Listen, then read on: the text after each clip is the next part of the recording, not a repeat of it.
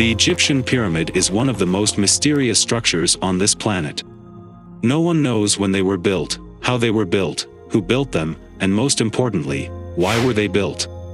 Consisting of 2.3 million stones, cut and fit together with laser precision, the pyramids weigh 6 million tons. And not just that, many of these stones weigh around 80 tons and had to be transported from over 500 miles. When new, the pyramids reflected the sun rays in such a way, you would think they were giant jewels. Such a magnificent structure that still stands tall after thousands of years, is a wonder in itself, and a mystery too. In comparison, modern-day architecture like the Eiffel Tower can only last for 20 years if not regularly and diligently maintained. And as such, the question that lingers after all these years is who built the pyramids? Were humans capable enough to build something of such massive scale? Or did we receive outside help? And why was building it so important? Did it serve a greater purpose? In today's video, we will take you on a journey across time to find out what secrets do the pyramids hold that baffled even the mind of the great Nikola Tesla, and how he was so close to replicating it, to create free energy for the whole world. Welcome to Lab 360, it's time to explore. Located at the Goldilocks zone of a rather lonely and insignificant star, the Earth welcomes Nikola Tesla, thousands of years after the construction of the pyramids. And as we know, Tesla would go on to become one of the most influential people to ever live on this planet. This child would be fluent in 8 languages, perform integral and differential calculus in his head, and recite all the Siberian epic poems from memory. He would also go on to invent the hydroelectric dam, neon lighting, radio control, the electric motor, and experiment with cryogenic engineering years before it became public knowledge. He would also discover the resonant frequency of the Earth, something that wasn't confirmed to be correct until 50 years later. In fact, Tesla's contributions to mankind are so vast that he is 80% directly responsible for the technology that we use today. Tesla believed that the pyramids of Giza served a higher purpose, and was investigating them throughout his life.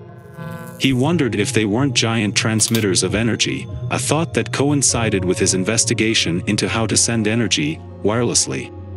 He realized that the ionosphere was sparkling with electrical energy, which could be tapped. He looked at the Earth as though it were a giant electrical generator, spinning around 2 magnetic poles, from which limitless energy could be produced. With that, in 1905, Tesla filed a patent in the US titled, "The Art of Transmitting Electrical Energy Through the Natural Medium," outlining designs for a series of generators around the world, which would tap the ionosphere for energy collections. His triangle-shaped design became known as Tesla's electromagnetic pyramid. But here is the thing. After his mysterious death, his discovery and device disappeared. Which makes you wonder, did Nikola Tesla truly find a way to generate unlimited power? Did he really know the secret of the Great Pyramid? When Tesla received $150,000 from J.P. Morgan to build his wireless station, the latter made sure that he had 51% interest in the company as well as a 51% share in present and future wireless patents, developed from the project. This was rather strange on Morgan's part to invest in something that would directly hamper the economy and be fatal to his other products. Tesla's system would have put the world then into a deep recession, possibly a very deep depression. Much of the economy was based upon building the power grid and the generation of electricity, both offering huge numerous revenue streams and jobs. Wireless would eliminate that along with the power plants. The conventional electric system creating a revenue stream would collapse. Tesla's innovative electrical system had to be stopped anyhow, at any cost, because Tesla could not be trusted, because Tesla was inventing outside the comfort zone of the capitalists, because Tesla was just different. But J.P. Morgan and Tesla were friends, weren't they? Why would he do that to his friend? It is said that the likes of Morgan, Edison, Marconi, and many more, were mere puppets in the hands of something very powerful. But that topic is for another day, and we promise we will work on it soon. For now though, let's get back to Nikola Tesla and the pyramids. It is believed that the Pyramid of Giza is a tomb built for Khufu, the 4th dynasty Egyptian pharaoh, who ruled 4,500 years ago. Why is then that it doesn't have any characteristics of other Egyptian tombs? There are no hieroglyphs, artifacts, or any elaborate wall art. On top of that, mummies have never been found there. However, many argue that the granite sarcophagus, found in the king's chamber, once contained Khufu's mummy, which was later looted by tomb raiders. You mean to tell me that a mesmerizing architecture, which still baffles experts in today's day and age, did not have protection against theft and robbery? Surely, something like that, the resting place of kings and queens, would be heavily guarded. The size of the pyramids are aligned with such accuracy that only modern human engineering can match it. Most of the Great Pyramid is constructed of nummulite limestone, the reddish-brown blocks that we see today. While these rocks are abundant near the site, builders of the pyramid used some strange materials that had to be brought in from almost 500 miles away. The outer side of the pyramid was once covered in bright white limestone, polished, smoothened and fit together so tightly that it looked like a huge piece of jewel. How they managed to carry thousands of 10-ton stone blocks still blows my mind. Now get this, a rare type of granite called pink granite was also brought in from great distances because it has a high concentration of quartz, aka silicon dioxide. Squeeze quartz and you can make electricity flow through them. And guess what? The walls and chambers inside of the pyramid are made of quartz.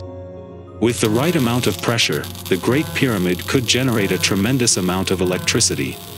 In Netflix's 2016 documentary, The Pyramid Code, archaeologists and theorists claim the ancient Egyptians came to the Great Pyramid to get more healthy energy.